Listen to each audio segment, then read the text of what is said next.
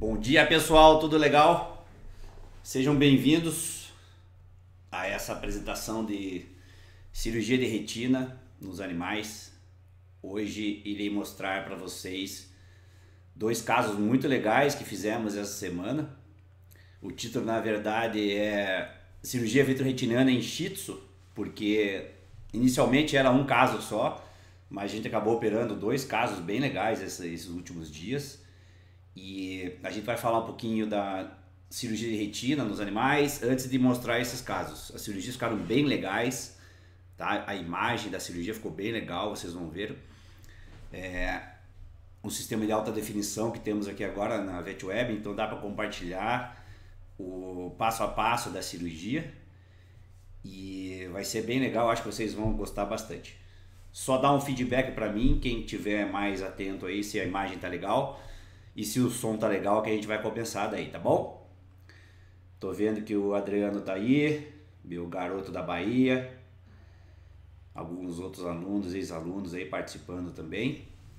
E a gente vai deixar para o final para fazer as perguntas e respostas aí, tá bom? Para tirar todas as dúvidas de vocês, tá? E como é uma cirurgia nova aí na América do Sul, digamos, né?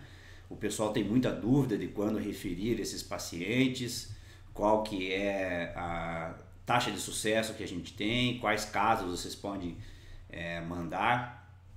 Já de antemão digo a vocês que esse procedimento é feito somente aqui na VetWeb, oftalmologia veterinária, em Curitiba, estado do Paraná, porque a cirurgia envolve muitos equipamentos que não são portáteis, então a gente tem tido bastante paciente que vem de fora para fazer o atendimento inicial, né? Então a gente faz a consulta no dia que antecede a cirurgia, normalmente nas segundas-feiras, e a cirurgia é feita logo de manhã no dia seguinte, na terça-feira, tá? Vamos esperar mais uns minutinhos para o pessoal começar a entrar e vou começar a transmitir aqui a tela para vocês da apresentação.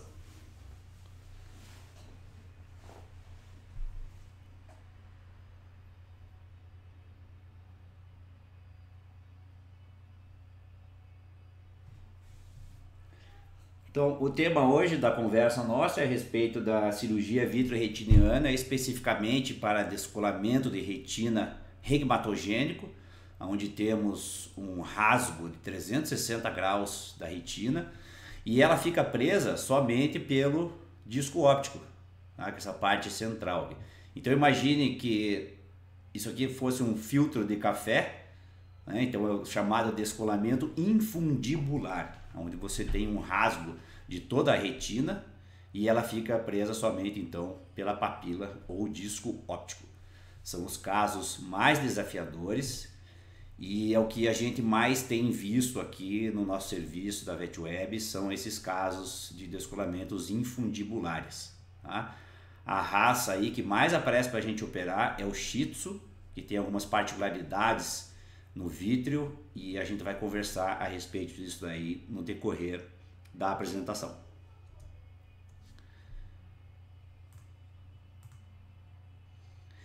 Então, lembrando um pouquinho das camadas do fundo de olho, a camada mais externa, né, do bulbo ocular é a esclera. Logo em cima da esclera temos a coroide, também chamada de ama de leite da retina. É aí que se dá a maior parte da nutrição do tecido retiniano. Acima da coroide temos o tapetum e o epitélio pigmentado retiniano. Lembre-se que a maioria dos animais, os carnívoros em geral, tem esta zona chamada de tapetum lúcido, é onde você tem a reflexão, né, da luz, a luz bate aqui e reflete novamente, estimulando os fotorreceptores e permitindo uma visão muito melhor na penumbra e de noite. E aqui a zona não tapetal. Acima disso tudo, temos a parte nobre, digamos assim, da retina, do fundo de olho, que é a retina sensorial. Aqui é onde estão localizadas os fotorreceptores, né, as células responsáveis pela visão, tanto de dia quanto de noite, e também detecção de movimento. Então esta é a chamada retina sensorial. Aqui uma imagem bacana, onde vocês podem entender melhor o caminho que a luz atravessa os meios oculares, sendo projetada então no fundo de olho na retina. Então essa imagem muito bonita do serviço Koplow de oftalmologia e patologia comparada lá da Universidade de Wisconsin. É uma imagem de um bulbo ocular, de um globo ocular normal de um cão. Então aqui temos a córnea, a câmara anterior, preenchida pelo humor aquoso. Aqui temos a íris, que é a parte colorida do olho, e o orifício central da íris é chamado de pupila. Aí a pupila contrai de acordo com a quantidade de luz, ela fecha ou se abre, permitindo então a passagem da imagem e a incidência da imagem no fundo de olho. Quem dá o foco da imagem é essa estrutura aqui chamada de lente ou cristalino, que é onde está localizada a catarata. As opacidades lenticulares, a gente tem muita casuística de cegueira dos animais devido à opacidade do cristalino. A função principal do cristalino é projetar a imagem em foco no fundo do olho, no tecido retiniano, permitindo então que as células responsáveis pela visão levem então esta imagem através do nervo óptico para o cérebro, o córtex visual, e permita a visão. O fundo de olho aqui, o segmento posterior, esta região é preenchida pelo vítreo, que é uma estrutura gelatinosa que faz uma contrapressão com a região do fundo de olho, que é a retina sensorial aqui que vocês estão vendo, fazendo com que a retina fique sempre no local, sempre colada. Então o trajeto da imagem da luz atinge aqui o fundo de olho e daí começam as camadas da retina sensorial. Temos a membrana limitante interna, as células ganglionares, as células amácrinas, as células bipolares, as células horizontais e aqui as células responsáveis pela visão, os cones e bastonetes. Tudo isso é fixado no epitélio pigmentado retiniano, que é a última camada então que vocês estão vendo. E aqui então indo em direção para fora do olho, para a esclera. Essa seria então a anatomia básica aí.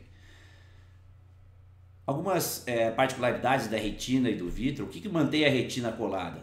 Então é a pressão vítrea, que temos com essa estrutura gelatinosa que faz uma contrapressão com o fundo de olho, e também epitélio pigmentado retiniano, que faz um efeito de vácuo constante, e também devido à matriz interfotorreceptora, que tem um efeito entre parênteses e cola.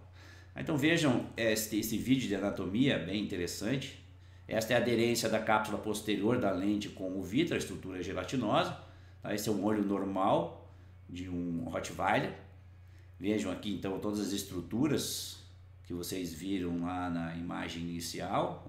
Então aqui temos o disco óptico, aqui os vasos da retina atenuados, porque é um olho que não está vivo mais, a zona tapetal e aqui toda a geleia na frente da retina sensorial, que seria então o vítreo. Aqui simulando um descolamento de retina, aqui a retina sensorial descolando, é isso que a gente vai ver nas duas cirurgias que eu vou mostrar para vocês hoje. Então os descolamentos regmatogênicos, os rasgos de 360 graus. E aqui é uma particularidade muito importante, a aderência desta geleia com a parte posterior da lente ou cristalino. Então as cirurgias antigas aí, até que o pessoal fazia de remoção inteira do cristalino, antes do advento da faca de emulsificação, tinham muitos descolamentos de retina devido à tração provocada pelo vítreo na retina no momento da retirada então desta lente. Veja que imagem bonita, então demonstrando a geleia do fundo de olho, o vítreo que faz então esta contrapressão com o epitélio com a retina sensorial, promovendo então a sua aderência. Os descolamentos de retina, então, por definição, é uma separação da retina neurosensorial do epitélio pigmentado retiniano, acumulando fluidos subretinianos. Vejam aqui esta imagem de um corte histológico. Temos aqui todas as camadas da retina sensorial, já demonstradas anteriormente, o epitélio pigmentado retiniano e a região mais profunda da retina. Essa aqui seria uma retina, um fundo de olho normal, né? Vejam quando temos um descolamento, como a retina sensorial está bem longe da ama de leite da retina, da coroide e também do epitélio pigmentado. Então aqui uma imagem de um descolamento de retina seroso, devido aqui a uma característica, né, nesse caso aqui, uma dobra do tecido retiniano, uma displasia retiniana. Quanto aos tipos de descolamento de retina, temos os serosos ou exudativos, que é o acúmulo de líquido no tecido subretiniano, os tracionais e os regmatogênicos, que são os mais graves. O seroso ou exudativo é o descolamento de retina causado pelo acúmulo de líquido, de fluido subretiniano. Muitas vezes está relacionado a outras patologias, como hipertensão arterial, nos gatos principalmente. A gente tem muitos casos de pacientes felinos mais idosos que fazem insuficiência renal e hipertensão arterial sistêmica, causando aí o descolamento de retina, e muitas doenças também sistêmicas que podem originar uma inflamação intraocular, que é denominada de uveíte, e originando então edema subretiniano e o acúmulo de fluido, né, de líquido no espaço subretiniano, descolando então essas retinas, um descolamento então seroso ou exudativo. Os descolamentos tracionais, originados então por membranas epiretinianas, que são membranas formadas durante o processo inflamatório do vítreo, traves vítreas, e também complicações de cirurgia de catarata, como a remoção intracapsular, a extracapsular, né? A intracapsular, então você remove a lente inteira com sua cápsula. A extracapsular, abrimos um orifício na camada mais externa aí da lente, que é a cápsula anterior, e removemos o núcleo opaco. E a cirurgia mais moderna, né, que seria a facoemulsificação, onde utilizamos aparelho de fragmentação e aspiração, que tem os resultados melhores. Mas também é uma cirurgia que, quando o cirurgião tem uma boa técnica, um bom treinamento, não é livre de complicações, tanto transoperatórias quanto pós-operatórias. Então, não existe cirurgia com 100% de sucesso. É claro que conforme o cirurgião do catarata vai ficando cada vez mais experiente, as complicações e situações que se apresentam durante a cirurgia são contornadas com mais facilidade. Então, todos esses procedimentos de cirurgia de catarata são passíveis de ter descolamento de retina a curto prazo e a longo prazo. O regmatogênico, então, que é o tema da nossa conversa hoje, são os descolamentos de retina mais graves. Tá? Toda vez que eu mostro isso para um cirurgião de retina humano, eles ficam assustados, porque isso daqui é raríssimo de ver no ser humano, e a gente vê com uma certa frequência nos animais, onde a retina inteira está descolada e grudada somente pelo disco óptico. Os americanos chamam de imagem de véu de noiva. Tá? Então a retina está toda caída no assoalho do segmento posterior, né? E aqui uma imagem do transoperatório, demonstrando então o descolamento em um paciente com hipoplasia tapetal. Veja a diferença do fundo de olho, né, desse fundo de olho aqui para um fundo de olho normal. Então o vítreo lequefeito entra no espaço subretiniano através de uma lesão, e os rasgos, o tamanho do rasgo é muito variável. Normalmente o que a gente vê são descolamentos infundibulares, tá, em forma de funil, que é o que a gente vai mostrar hoje na cirurgia. Qual que é a causa principal desse descolamento de retina? É isso aqui que vocês estão vendo, ó.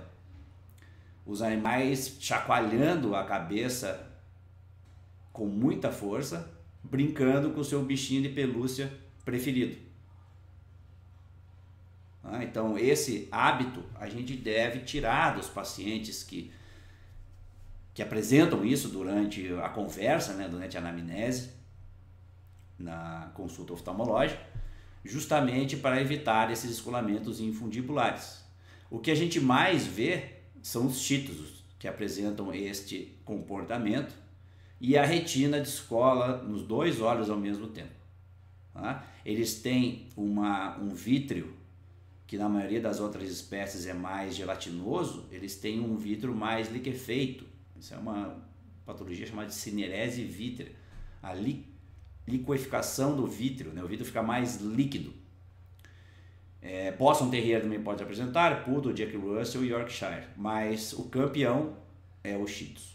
Tá? Então, devido ao chacoalhar violento da cabeça, provocando esse descolamento infundibular regmatogênico da retina. Então vamos conversar a respeito da cirurgia vitro-retiniana. O que tem para a gente fazer nesses pacientes aí? Veja que a cirurgia de retina, o caminho a ser percorrido desde que você pega um paciente com descolamento de retina, com patologia retiniana, até você chegar no ponto de poder fixar essa retina novamente no seu local anatômico e recuperar algum grau de visão funcional, tem muitas coisas que podem acontecer durante esse caminho. A curva de aprendizado de uma cirurgia de retina é muito maior que uma cirurgia de catarata. Cirurgia de catarata, normalmente o pessoal com um bom treinamento, fazendo um bom curso de cirurgia de catarata, em 6 meses a 1 ano a pessoa já domina a técnica cirúrgica e consegue os resultados bons. A cirurgia de retina muitas vezes demora 2 anos para você aprimorar esta técnica. Então muitas situações, muitas complicações podem acontecer ao longo do caminho. A cirurgia de catarata ela não tem muitos obstáculos para você tirar o núcleo opaco, chegando em um implante de lente, né, a remoção de toda a opacidade lenticular. Muitas coisas podem acontecer também, né? Você pode ter prolapso de íris, ruptura de cápsula posterior, um fragmento da lente pode cair no vítreo, mas são situações que podem ser contornadas desde que você seja um cirurgião experiente. Então, as pessoas que fazem cirurgia de catarata pela facomusculação hoje em dia têm um sucesso aí cirúrgico no serviço deles de 90% a 95% dos casos. A cirurgia de retina, a história é bem diferente. Qual que é o prognóstico melhor, então, desses pacientes? Quando você tem um caso de um cão que tem um descolamento de retina, que ainda possui o reflexo pupilar fotomotor cromático da luz azul e vermelha presente. Quando você tem o reflexo de ofuscamento presente, é o chamado de Dazzle Reflex, a gente vai conversar a respeito disso daí. Quando você tem ondas no eletroretinografia, mesmo que essas ondas sejam atenuadas, mas esse é um exame que quando dá flatline, sem a ausência de ondas, não tem nada de onda, sem a presença de nada de onda, não é descartada a cirurgia de retina. A gente vai falar sobre isso também.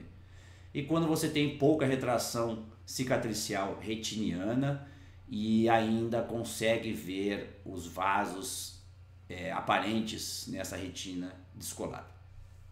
Quanto ao reflexo pupilar fotomotor cromático, é um exame muito importante, né? Tem que fazer parte da rotina aí do exame oftalmológico de vocês.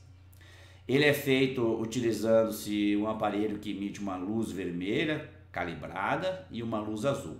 A luz vermelha ela testa os fotoreceptores, cores e bastonetes, e a luz azul testa a melanopsina, que é um pigmento fotossensitivo com base em vitamina A, presente nas células ganglionares, que projeta as estruturas mesencéfalo, mediando então o reflexo pupilar fotomotor.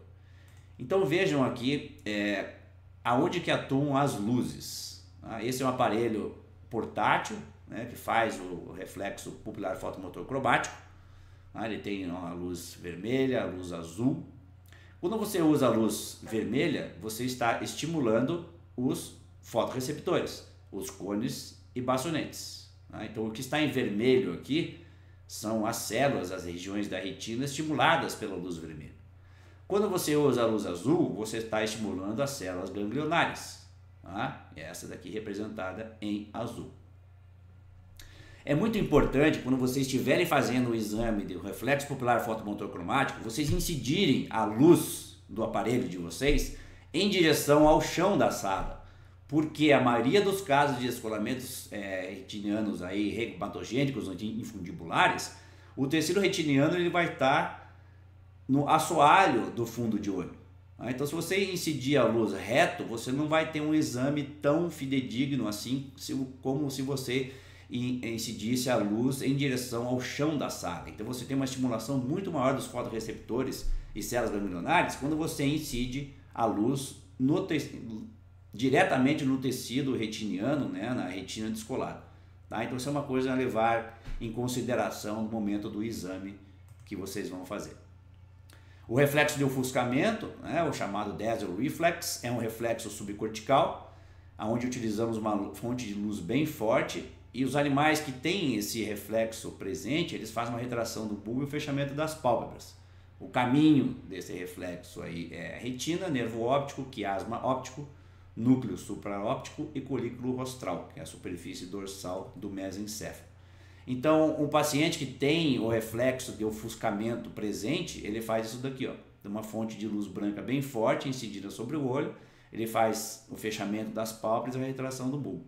É o mesmo reflexo que temos quando estamos dirigindo de noite e cruzamos com um carro e ele faz esse piscar de luz alta e baixa quando cruza com a gente, e a gente tem a retração, né, da cabeça, do bulbo. É um exame, é uma sensação muito desconfortável quando passamos por isso dirigindo de noite. Tá? Então, agora vocês não esquecem mais. Tá? É o reflexo, então, da luz forte, do piscar da luz forte, a luz alta, quando cruzamos um carro na contramão, aí, dirigindo de noite.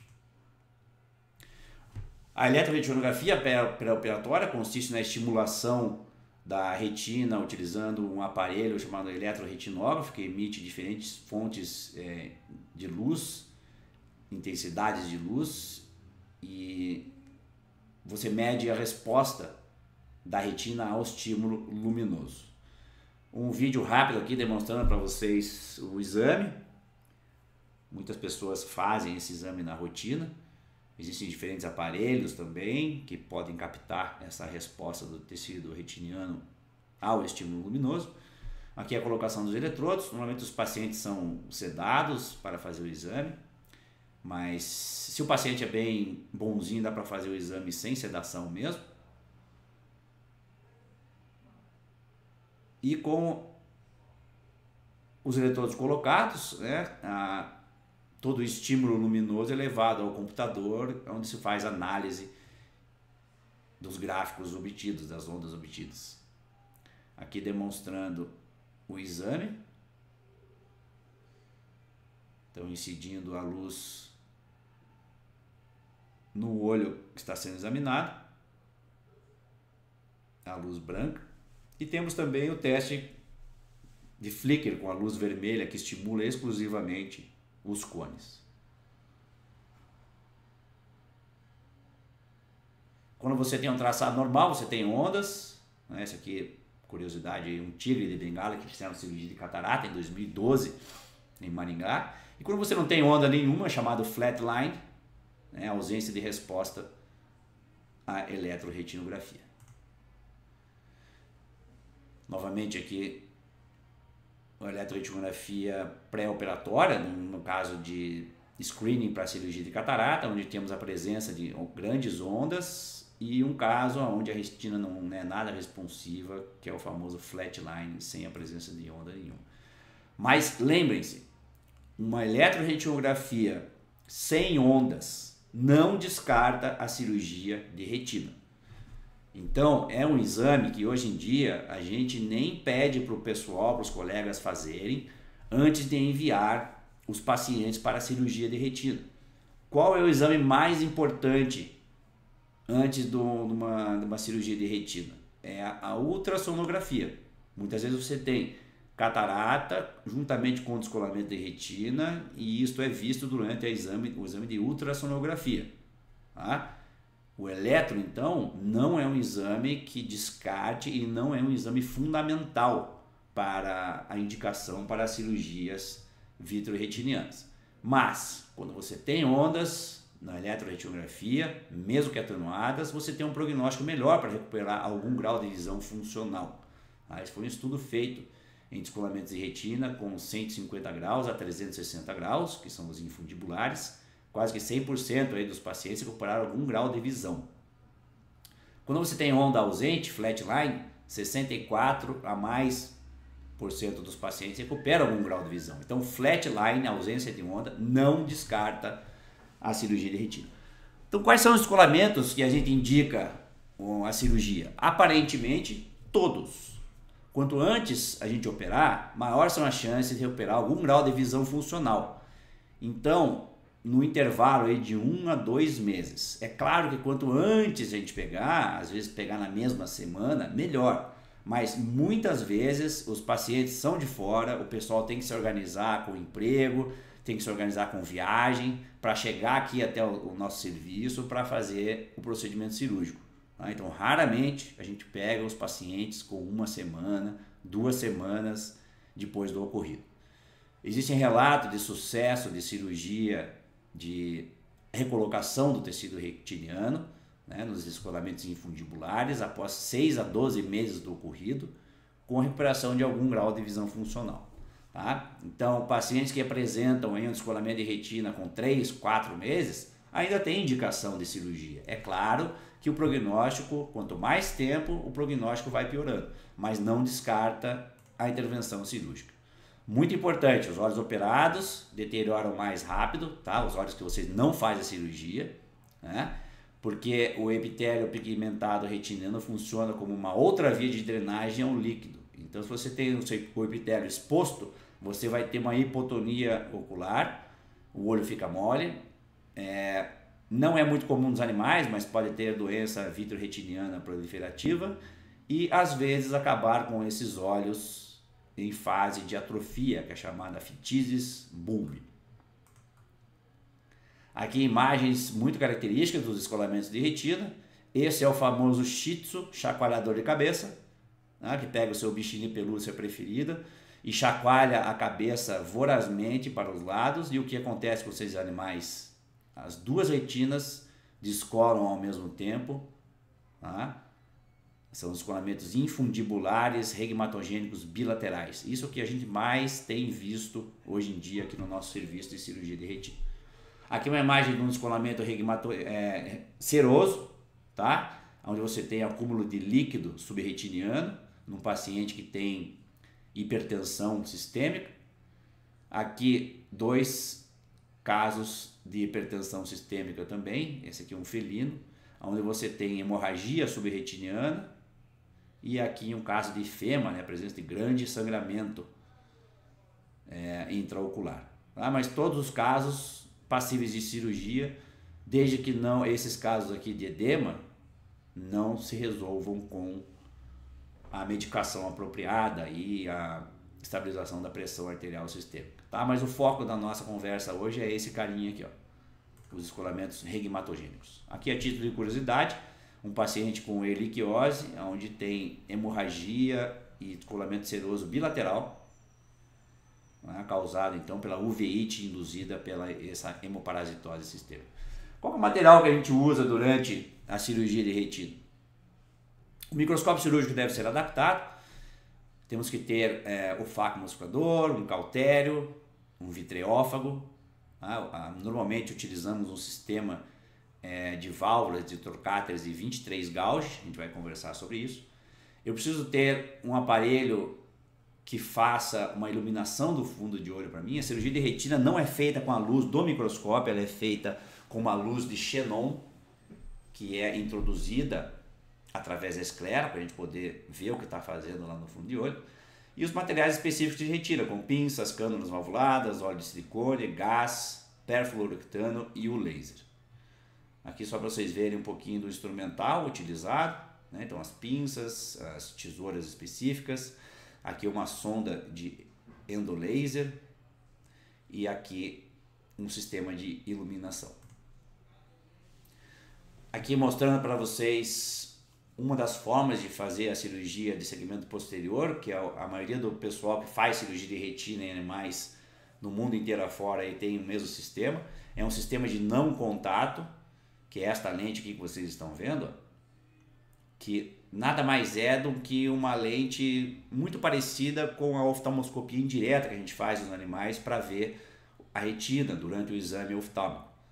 Então o sistema chama-se BION, que é o Binocular Indirect Ophthalmo Microscope. Então é um microscópio oftálmico indireto binocular. Tá? Então ele é adaptado ao microscópio. Quando você vê a imagem durante o exame de oftalmoscopia indireta, lembre-se que a imagem está invertida, certo? Então, uma peça fundamental para se ter no microscópio é o reinversor da imagem, que é isso aqui que vocês estão vendo, para deixar a imagem real, para que chegue aos meus olhos uma imagem real, senão ela fica toda de ponta cabeça e a esquerda para a direita. Tá? Então, o reinversor da imagem é muito importante.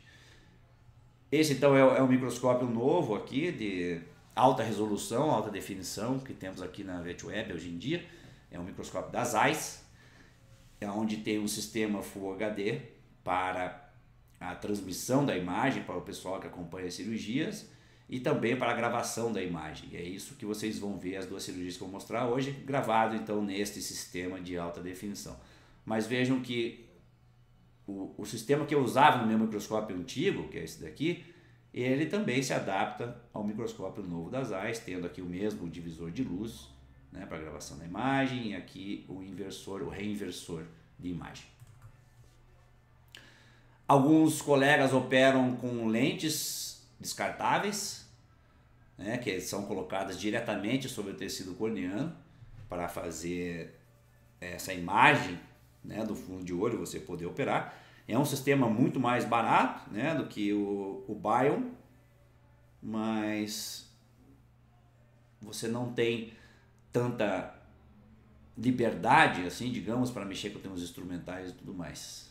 Eu tenho essas lentes que eu gosto de fazer um screening após a cirurgia de catarata, que é isso que vocês estão vendo aqui, para ver se não ficou nenhum fragmento de lente de catarata no vítreo. E também você pode fazer uma varredura da retina para ver se não tem nenhum descolamento de retina no final da cirurgia de facomusculação com implante de lente. Então é uma imagem bem bacana, é uma lente aí que é legal as pessoas que fazem cirurgia de catarata terem em mãos para fazer este exame ao final do procedimento de cirurgia de catarata. Os vitreófagos, então, é um equipamento que você tem que ter no serviço de cirurgia de retina. Você não pode utilizar o vitreófago que vem na maioria dos equipamentos aí de cirurgia de catarata, né, os facomuscadores, porque os vitreófagos de segmento posterior tem que ter uma quantidade de cortes bem alta. Tá? Então, esse aqui, que é o do nosso serviço, que é o Associate, ele tem uma bomba de Venturi peristáltica no mesmo aparelho, e essa bomba de Venturi, ela é acionada através da utilização do nitrogênio, né, que é um gás. Então tem um cilindro de gás bem grandão para fazer com que essa bomba Venturi funcione. E ele nos dá 2.500 a 5.000 cortes por minuto. Tá? Então o sistema de guilhotina do vitreófago trabalha numa velocidade bem grande. Então quanto mais cortes, menos chance de você puxar a retina e cortar ela sem querer. Existem sistemas muito avançados hoje em dia, né? O sonho de consumo de muitos cirurgiões de retina é este equipamento aqui, que é o Stellaris PC, que tem a parte de faco juntamente com a parte de segmento posterior de cirurgia vitro-retiniana no mesmo aparelho. Então ele promove uma câmara anterior mais estável, você tem o sistema de traquetomia de 23, 25 gauge, ele já tem um laser embutido já no aparelho, um sistema de iluminação bem legal, e ele tem 5.000 cortes por minuto. Mas tudo que é melhor na oftalmologia é muito mais caro, né? Aqui demonstrando para vocês o sistema de iluminação que eu preciso ter para ver o que eu estou fazendo lá no fundo de olho. O mais usado é esse Photon, que é a luz de xenon. Este é um líquido muito importante que é usado para abrir a retina descolada após a remoção de todo o vítreo, né? Então um líquido pesado, que vocês vão ver isso no vídeo depois, o líquido vai abrindo o funil, pressionando então a retina sensorial contra o epitélio pigmentado retiniano e permitindo que eu faça a fixação posterior desta retina descolada utilizando o laser. Depois disso tudo, utilizamos o óleo de silicone, que vai fazer então as vezes do vítreo normal, né? Ele é um óleo de silicone, é uma substância bem viscosa que faz então uma contrapressão, um efeito de tamponamento nesta retina sensorial, mantendo ela no seu lugar, no seu local original, né, em contato com o epitélio pigmentado retiniano, favorecendo então a sua aderência.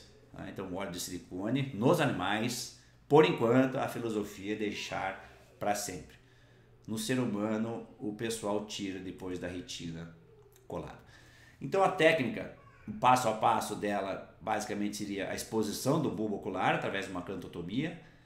A cirurgia é feita então através da esclera, eu vou mostrar para vocês. Colocação dos catéteres, remoção de todo o vítreo, utilização do perfluorooctano para abrir a retina, fixação da retina com laser e colocação do óleo de silicone. Então a técnica cirúrgica é feita através da esclera, como demonstrado aqui, diferente da cirurgia de catarata que é feita através de pequenos cortes na córnea, para a gente ter acesso à lente.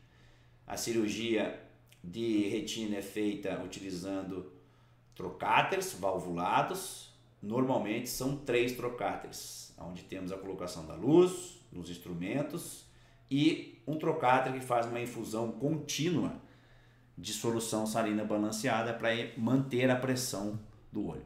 Então aqui a imagem que pode até assustar muitas pessoas aí, né? Que o olho é totalmente exposto e os trocáteres valvulados colocados. Tá? O sistema que a gente usa aqui no nosso serviço é de 23 gauge, que são esses trocáteres verdinhos aqui que vocês estão vendo. Esse é o sistema de infusão contínua de BSS. Aqui temos o trocáter da esquerda, onde colocamos a luz, e o da direita, onde usamos o vitreófago, que é um instrumento que vai aspirando e cortando o vidro. Durante a cirurgia, temos que inverter as mãos, muitas vezes, para ter acesso a diferentes quadrantes do olho. Aqui uma imagem bem bacana, é um olho humano esse daqui, um cadáver humano, uma foto do Dr. Samuel Vainice, que foi um dos pioneiros no mundo inteiro da cirurgia vitreoretiniana em animais. Aqui demonstrou então a lente, aqui a região da pars plana e os 2 instrumentos colocados. Tá? Durante a cirurgia devemos evitar de cruzar os instrumentos para não encostar na lente. Se a gente encostar na lente, a gente pode originar uma catarata secundária. Então vamos mostrar as 2 cirurgias que fizemos nesses últimos dias para vocês.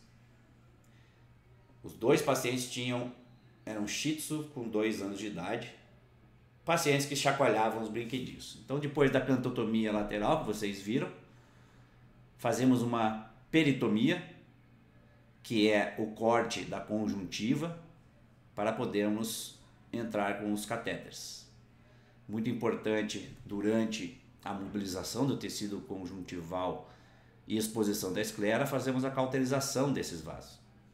A distância de entrada com os catéteres valvulados é de 5 mm posterior ao limbo, na maioria das raças, e vejo que eu estou marcando com uma canetinha para facilitar a identificação do local exato de colocação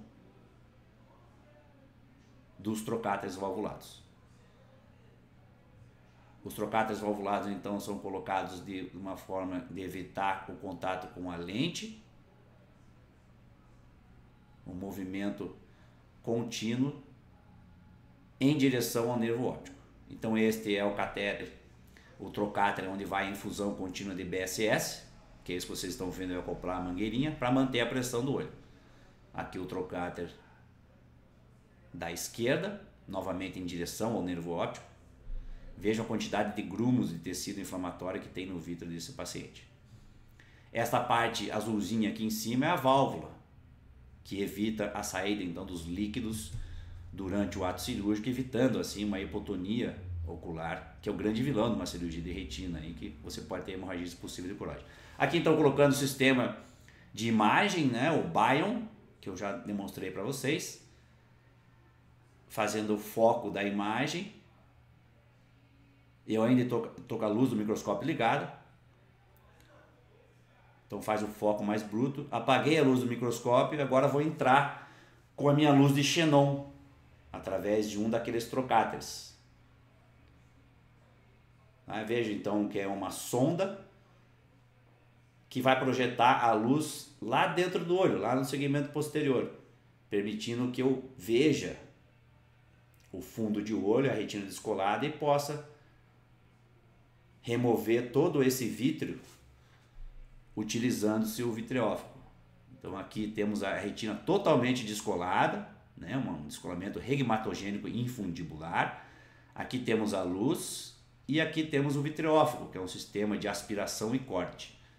Veja a quantidade de grumos de tecido inflamatório que tem neste shitsu.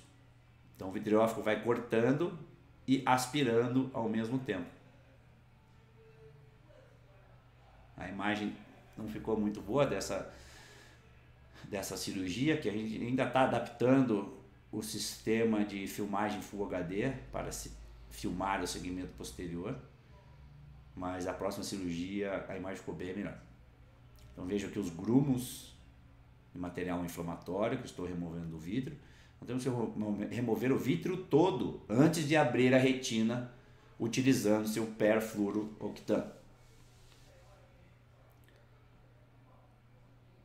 Uma imagem de uma retina com aspecto bem saudável, né? Quando ela está rosa, assim, cheia de vaso sanguíneo, quer dizer que o descolamento foi recente, né? Então a chance de recuperar algum grau de visão funcional é maior. Então o próximo passo é abrir esta retina utilizando o perfluorooctano, que é um líquido pesado, né? Que eu expliquei para vocês anteriormente. Ele é injetado bem em cima do nervo óptico, da papila óptica. Então esse daqui é o líquido, o perfluorooctano, que vai fazer então uma contrapressão nesta retina toda descolada, abrindo ela e colocando ela na posição anatômica normal novamente. Essa é uma das fases mais bonitas da cirurgia de retina, que é onde você recupera a anatomia, a arquitetura normal do tecido retiniano. Quem faz oftalmologia veterinária sabe que um dos exames mais legais que tem de a gente fazer é o exame de fundo de olho. E você tendo condição de recuperar esta anatomia, esta arquitetura retiniana, é uma sensação bem gratificante mesmo. Então vejam aí que a retina quase toda aberta, né? Já temos uma imagem de uma retina normal de novo, normoposicionada. Esse paciente tinha vários rasgos radiais na retina, né? Então era uma cirurgia um pouquinho mais complicada. Depois da retina normoposicionada, utilizamos o laser, que aqui no caso é um laser vermelho, com essa sonda multidirecional para fazer queimaduras nesta retina sensorial, fixando ela ao epitélio pigmentado retiniano. Tá? Todos esses branquinhos, pontos brancos que vocês estão vendo, é uma área que eu estou queimando a retina sensorial. Fazemos isso 360 graus, bem longe do centro da retina, da parte mais nobre da retina, que seria a área central, né, da presença, maior quantidade de fotorreceptores. E esse aqui seria o aspecto após a fixação do tecido retiniano. A próxima fase aqui é a gente colocar o óleo de silicone. Neste vídeo aí não aparece, mas no próximo vídeo eu mostro para vocês. Em alguns pontos centrais fazemos também a fixação do tecido retiniano para evitar que a retina descole novamente após a conclusão do procedimento. Veja que imagem linda de uma retina normoposicionada que estava totalmente descolada, né? Está normoposicionada agora.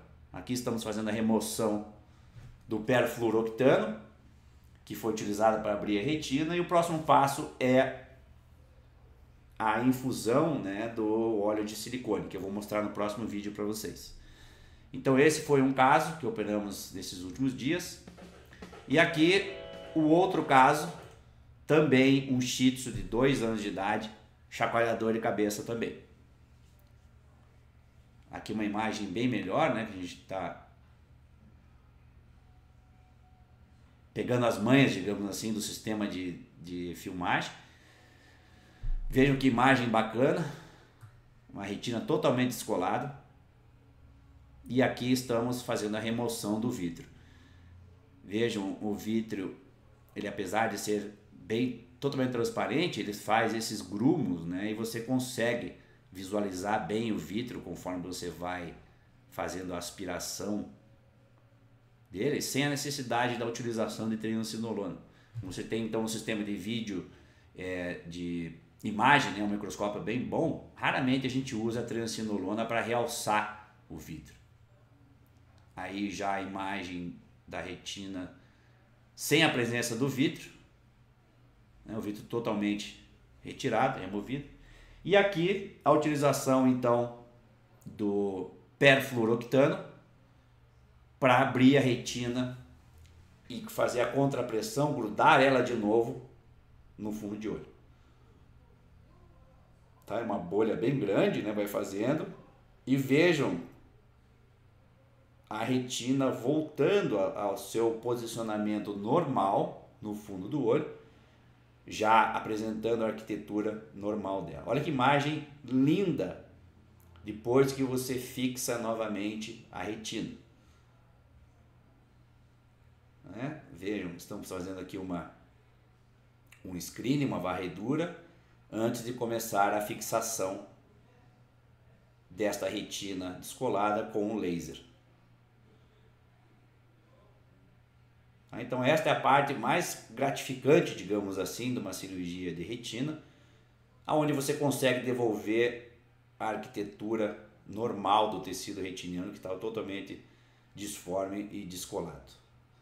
Então, aqui então trocando o líquido que foi usado, né, o perfluorooctano, pelo óleo de silicone. Vejo que eu tenho uma cana que vai aspirando o perfluorooctano, isso que vocês estão vendo aqui, ó.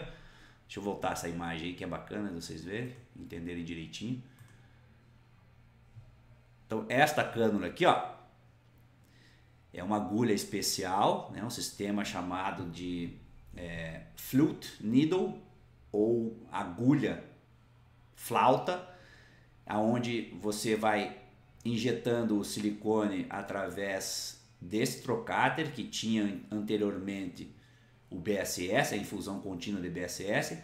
Então você muda, tira a infusão contínua de BSS, faz uma infusão de silicone. O óleo de silicone vai preenchendo a câmara posterior da frente para trás e expulsando o perfluorooctano através da flute needle que está na minha mão direita. A gente tem que remover todo o perfluorooctano, porque o perfluorooctano não pode ser deixado no pós-operatório, porque ele é tóxico para o tecido retiniano, para as células, para os fotorreceptores.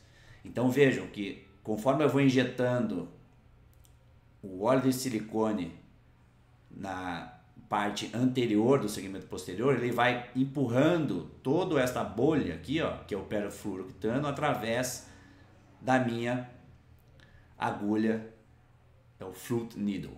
Vejam que bacana, prestem bem atenção, estão vendo?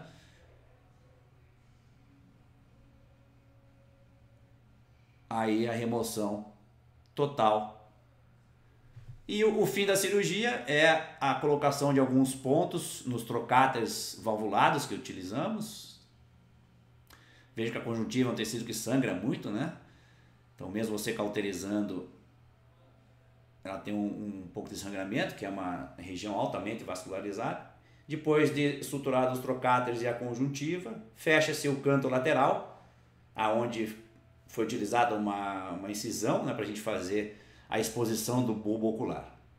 Tá? Então, é uma cirurgia extremamente desafiadora mesmo. Tá? Eu fico muito contente de ter chegado aonde eu estou hoje em dia. Eu comecei a fazer a cirurgia de retina em 2017. Tá? E hoje a gente está tendo cada vez mais sucesso e isso é uma coisa muito, muito gratificante mesmo. Muitas pessoas desistem no começo da cirurgia, porque nos primeiros anos são muitos insucessos, muitos acidentes, né? E a perseverança, o estudo e a dedicação é que faz a diferença. Vamos comentar então um pouquinho do sucesso da cirurgia de retina antes de a gente abrir para as perguntas. O que é um sucesso de uma cirurgia de descolamento de retina? Existem dois tipos de sucesso. O sucesso anatômico, que é você recolocar a retina no seu local normal. Tá? O sucesso anatômico a gente consegue obter aqui no nosso serviço e na grande maioria dos pacientes. Raramente a gente não consegue grudar mais a retina. Agora, grudar a retina não quer dizer que ela vai voltar a funcionar.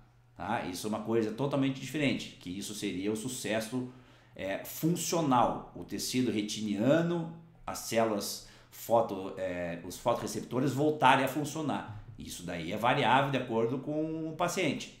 Tá? Então uma coisa que vocês têm que ter em mente é que grudando a retina não quer dizer que vai recuperar algum grau de visão funcional. A chance de recuperar algum grau de visão funcional é muito grande. Tá? Então os animais ficam menos dependentes do dono, tá? Tem uma orientação muito melhor, navegam muito melhor. E também você está preservando o bulbo ocular, evitando a fitises bulbi. Então, hoje em dia, os cirurgiões de retina aí que temos no mundo afora, que não são muitos, tá? Eu acredito aí que tenha no máximo umas 20 pessoas que fazem na rotina a cirurgia de segmento posterior. 85% dos pacientes recuperam algum grau de visão funcional em até 2 meses. Tá? Então, raramente é imediato a recuperação da visão. A gente tem que esperar até 2 meses para ver algum efeito desta cirurgia de recolocação da retina. Então, a cirurgia deve ser feita antes da degeneração isquêmica retiniana, que é muito variável entre os pacientes. Tá? Lembre-se que a partir do momento que você tem um descolamento, você começa a ter morte dos fotorreceptores. Tá? Às vezes demora muito tempo para morrer, às vezes demora alguns dias, certo? Então, o sucesso anatômico já é uma grande coisa. Voltar a enxergar alguma coisa depende muito do paciente, depende muito dos fotorreceptores ainda estarem ativos nesses pacientes com descolamento. Então, a mensagem que eu quero deixar para vocês levarem para casa é dar uma chance aos pacientes de vocês, aos pacientes que vocês atendem com descolamento de retina. Pacientes que tenham catarata com descolamento de retina também têm indicação cirúrgica, tá? Que são as cirurgias combinadas, são cirurgias muito mais desafiadoras, mas que a gente tem uma opção hoje em dia no Brasil, né, de dar uma esperança a esses pacientes que têm essas patologias muito graves e muitas vezes condenadas aí antigamente. Antigamente a gente falava assim, não tenho o que fazer. Hoje em dia tenho o que fazer. Tá? É isso que eu quero que vocês levem essa mensagem para casa. Então existe uma chance. Tá? E por que não referir? Né? Referir também a tratar. Tá? Então, se existe uma esperança, eu acho que dependendo do caso, essa esperança a gente tem que ir atrás dessa esperança. Né? A gente atende muito paciente de fora, tem gente que faz um esforço fenomenal para vir aqui para Curitiba. Eu já atendi paciente lá de Roraima, que a pessoa vem dirigindo, demorou 3, 4 dias para chegar aqui, mas infelizmente então o único serviço que tem aqui, que eu faço essa cirurgia de retina é aqui em Curitiba. No futuro pode ser que a gente monte algumas bases em outros estados, outras cidades, com alguns colegas oftalmologistas. Tá? O investimento em equipamento e tudo mais para uma cirurgia de retina é muito grande. Então, no momento, por enquanto, só temos o serviço aqui na VetWeb em Curitiba. Eu vou deixar meus contatos para vocês. Tá? O Instagram vetweb.oftalmologiavet e o contato principal, que é o site vetweb.com.br, onde você tem lá as plataformas, né, que vocês podem acompanhar o serviço da VetWeb, um atlas e uma plataforma de webinars também bem legal para vocês aprimorarem os conhecimentos em oftalmologia veterinária. Vou mudar aqui então para as perguntas. Espero que vocês tenham gostado, pessoal. Tá? A gente ficou bem contente com o resultado dessas duas cirurgias aí. É a cirurgia mais desafiadora que tem na oftalmologia veterinária. E graças a Deus estamos tendo cada vez mais sucesso com esses casos aí bem complicados. Fausto Barreira, quais são as indicações pós-operatórias para os pacientes de retina in vitro? O que a gente faz no pós-operatório com relação à medicação é colírio anti-inflamatório, esteroidal, colírio de antibiótico, via oral a gente faz anti-inflamatório não esteroidal, em alguns casos faz corticoide via oral e antibiótico via oral também. E tem que procurar manter esses pacientes o máximo de repouso possível, tá? Então evitar brincar bolinha, banir para sempre o chacoalhar da cabeça, né, dos brinquedinhos de pelúcia, tá? Isso não pode fazer mais de jeito nenhum. Tá? Então no intervalo de 2 a 3 semanas ficar o mais em repouso, digamos assim, possível. Obviamente que às vezes a gente tem alguns pacientes peraltas aí que não sabem ficar quietinho, né? Então pelo menos limitar o movimento da cabeça, esse chacoalhar da cabeça já é uma grande coisa para termos um prognóstico melhor no pós-operatório. Você já usou o gás perfluorocarbono? Já. O C3F6 ele é usado nos casos onde você tem um descolamento dorsal, tá? Porque quando você injeta o gás vai subir, vai fazer uma contrapressão com essa retina descolada. Então tem que ser um descolamento focal, não pode ser um descolamento 360 graus. E às vezes a gente usa nos casos de descolamento seroso. Depois que você faz a remoção através de uma aspiração subretiniana, desse edema subretiniano, você injeta o gás, faz essa bolha. E o gás faz uma expansão, né, com o tempo. Então o C3F6 também pode ser utilizado, mas raramente a gente utiliza nos animais. Como eu disse a vocês, o que eu mais opero aqui na VetWeb são esses descolamentos infundibulares 360 graus, ocasionados então pelo trauma, né, de chacoalhar a cabeça. Tá? Vamos ver se tem mais alguma pergunta. Dr. Adriano Cunha, fico muito feliz em ver a evolução da oftalmologia veterinária e você faz parte desse processo, coisa linda de ver. Realmente, Dr. Adriano, é uma cirurgia muito bonita mesmo. Tá? É uma sensação muito, muito legal, assim. E espero que você venha visitar a VetWeb um dia aí, meu amigão, pra gente fazer uma cirurgia dessa junto. Obrigado, Dr. Fausto. Qualquer dúvida a gente está à disposição de vocês. Quem tiver mais dúvida, então, pode mandar um e-mail para mim. Tá? Os contatos estão todos ali no site da VetWeb. E ficarei muito feliz se no futuro pegar algum caso de vocês aí com descolamento de retina aqui do nosso serviço e o pessoal que indicar o caso, os oftalmologistas, colegas veterinários, com certeza, se puderem, podem vir participar da cirurgia, acompanhar o procedimento cirúrgico. Tá bom? Muito obrigado a todos pela atenção. Tá? Gostei muito de dividir essas cirurgias com vocês.